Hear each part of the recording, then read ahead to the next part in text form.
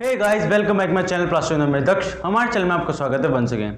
आज की वीडियो में बात करने वाले हैं मोटापे लोगों के बारे में, या जो लोग मोटे हैं या ओबेसिटी कंडीशन में हैं या ओबेसिटी कंडीशन में हैं, या जो होने वाले हैं, भले वो बच्चे हों, बड़े हों, बुजुर्ग हों या फिर फीमेल हो, कोई फ़र्क नहीं पड़ता। आज हम सब मोटे लोगों के बारे में बात करने वाले हैं। और आज का टॉपिक जो है मोटे लोगों से पूरा कंसर्न्ड है, पूरा का पूरा। वो जो पूरा टॉपिक है वो हमारे प्लास्टिक वेस्ट से और प्लास्टिक पॉल्यूशन कनेक्ट है। आज ये क्या है, चलिए शुरू करते हैं। तो बेसिकली हम बात करने वाले फैट टिश्यूज़ के बारे में कि फैट टिश्यू क्या होते हैं और क्यों मैंने इसे प्लास्टिक पॉल्यूशन से कनेक्ट किया हुआ है। बेसिकली हमारे इंडिया में बहुत पुरानी कहावत है कि मोटापा बीमारी का घर है, और बहुत सारे लोग इसे मानते भी हैं, और जो बड़े कहते हैं वो कभी गलत नहीं होता, ये बात सच है। बट फ़र्क इतना पड़ता है, हम लोग मानते नहीं हैं या फिर उनके पीछे का जो रीज़न है वो हमें नहीं पता होता। आज उसके पीछे का मैं रीज़न बताने वाला हूँ। हालांकि जो हमारे बुजुर्ग कहते थे वो क्यों कहते थे वो मुझे नहीं पता, बट वो आज के टाइम में इम्प्लीमेंट होता है। कैसे होता है वो मैं आज आपको बताता हूँ। बेसिकली जो फैट टिश्यूज़ होता है, जो लोगों के अंदर पाया जाता है, मेनली ह्यूमन बॉडी के अंदर इजीली पाया जाता है और एनिमल्स के अंदर भी पाया जाता है। तो फैट टिश्यूज सबसे ज़्यादा हार्मफुल है हमारे लिए, हमारी बॉडी के लिए।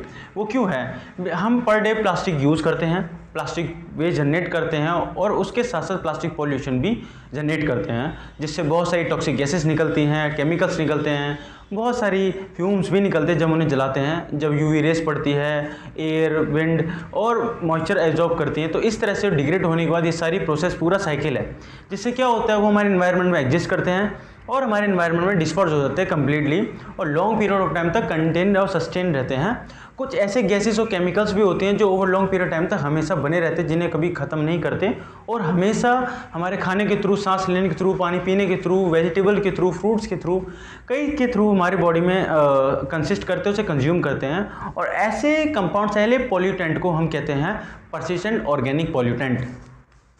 जो हमारा फर्स्ट टॉपिक है वो हमारा परसिस्टेंट ऑर्गेनिक पॉल्यूटेंट्स क्या होते हैं। वो फ्यूम्स, वो केमिकल्स, वो गैसेस जो हमेशा हमारे इन्वायरमेंट में रहे लंबे समय तक, ओवर लॉन्ग पीरियड टाइम तक, मोर देन 30 ईयर 40 ईयर्स तक सस्टेन रहे, जिनको ख़त्म करना इम्पॉसिबल है, बहुत मुश्किल है। ऐसे पॉल्यूटेंट को हम कहते हैं परसिस्टेंट ऑर्गेनिक पॉल्यूटेंट। ये वो पॉल्यूटेंट होते हैं जो हमारे प्लास्टिक प्रोडक्ट से निकलते हैं, और हमारे जो जितने फ्यूल्स होते हैं उनसे निकलते हैं। ये खुद पे खुद ही निकलना स्टार्ट हो जाते हैं, भले हमारे खाने की चीज़ क्यों ना हो। इन सब से हमारे ऑर्गेनिक पॉल्यूटेंट्स निकलते हैं। वे कहाँ कैसे कैसे निकलते हैं वो मैं बताता हूँ। बेसिकली परसिस्टेंट ऑर्गेनिक पॉल्यूटेंट्स वो गैसेस होती है जो लंबे समय तक हमेशा टिकी रहती है हमारे इन्वायरमेंट में, और कम्प्लीटली डिजॉल्व हो जाती है हमारे इन्वायरमेंट में, जिन्हें हम कई हद तक कैसे न कैसे उसे कंज्यूम करते हैं। There are so many various methods, like one of them, उनमें से कौन कौन सी गैसेस हैं, मैं दो के एग्जांपल आपको बताता हूँ। जिससे हमारा है डाइऑक्सिन और फ्रांस। ये दो गैसेस हैं जो इविक्ट होती हैं हमारे जितने भी ऑर्गेनिक पॉल्यूटेंट्स होते हैं।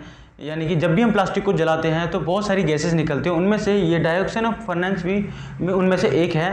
और काफ़ी लंबे समय तक और चीज़ें निकलती रहती हैं, जिससे हमारे और भी चीज़ें हैं जिससे कहाँ से निकलती हैं।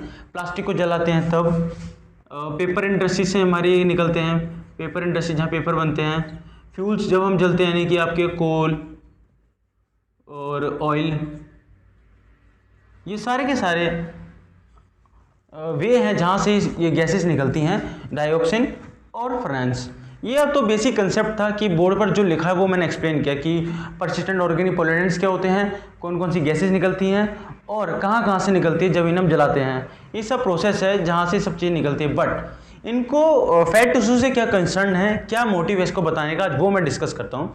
बेसिकली अगर हम बात करें तो जितने भी गैसेस हैं, मैंने प्रीवियस वीडियो में एक्सप्लेन किया हुआ है, जितने भी हमारी टॉक्सिक गैसेस और टॉक्सिक केमिकल्स होते हैं या फिर फ्यूम्स होते हैं, वो हमेशा फैट टिश्यू की ज़्यादा तरफ अट्रैक्ट होते हैं, और उन फैट टिश्यू के अंदर कैपेसिटी होता है इन सब टॉक्सिक गैसेस को और फ्यूम्स को कंज्यूम करने का और स्टोर करने का। अकॉर्डिंग टू 1986 में एक EPA यानी इन्वायरमेंटल प्रोटेक्ट एक्ट के अकॉर्डिंग 1986 में ये प्रूव किया है कि सबसे ज़्यादा फैट टिश्यू के अंदर ये सारी गैसेस, ये सारे फ्यूम्स स्टोर हैं, पाए जाते हैं, भले वो बच्चे हों, बूढ़े हों या फिर यंग हो। इन सब के अंदर, जिनके अंदर फैट टिश्यू की अमाउंट ज़्यादा होता है, उनके अंदर ये सारी चीज़ें स्टोर होती हैं ओवर लॉन्ग पीरियड टाइम तक, जिससे ये प्रॉपर्टी डेवलप होती है कि कई तरह की बीमारियाँ जनरेट होती हैं, खाज, खुजली होना, जल्दी मरना, या फिर जल्दी सांस की बीमारी होना, दमे की बीमारी, blood pressure, cancer, eyesight weak होना, बॉडी में जॉइंट्स में पेन होना या वीकनेस आना, हेल्दी होने के बाद अंदर से अनकंफर्टेबल फील करना, ये सारी चीज़ें कहाँ से होती हैं? उन फैट टिश्यू से डेवलप होती हैं।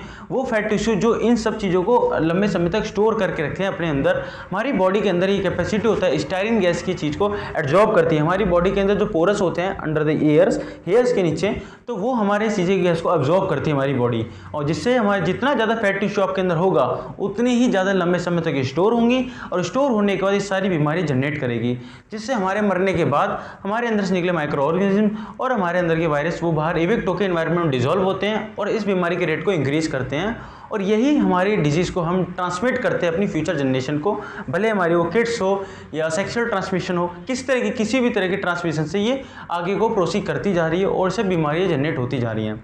बहुत सारी बीमारियाँ हैं, ये आम बीमारी बन चुकी है, बॉडी हैक होना, हेडेक होना, स्ट्रेस लेना और इनफर्टिलिटी डेवलप होना, आईसाइट वीक होना, स्किन एलर्जी होना, ये सारी चीज़ें क्या हैं हम अपनी डेली में एक्सेप्ट कर चुके हैं कि ये सिर्फ बीमारी डेवलप होती हैं, ये एक पार्ट ऑफ लाइफ का, ये पार्ट ऑफ लाइफ का नहीं है, ये सब प्लास्टिक वेस्ट से जनरेट से डेवलप होती हैं। इसके कई सारे रीज़न है, बट प्लास्टिक वेस्ट सबसे बड़ा एक रीज़न है इन सबको डेवलप करने का। तो बेसिकली जो फैट टिश्यू होते हैं वो सबसे ज़्यादा टॉक्सिक होते हैं हमारे इन्वायरमेंट के लिए, इसीलिए मोटापा बीमारी का घर बोला जाता है, क्योंकि बहुत सारी बीमारी उसके अंदर स्टोर होती हैं। तो इस वीडियो के एंड तक आपको समझ में आ गया होगा क्यों हमें खुद को फिट रखना चाहिए, क्यों हमारे अंदर कैलोरी बर्न करते रहना चाहिए, क्यों कोलेस्ट्रॉल जमा नहीं करना चाहिए और क्यों हमें एक्सरसाइज करनी चाहिए।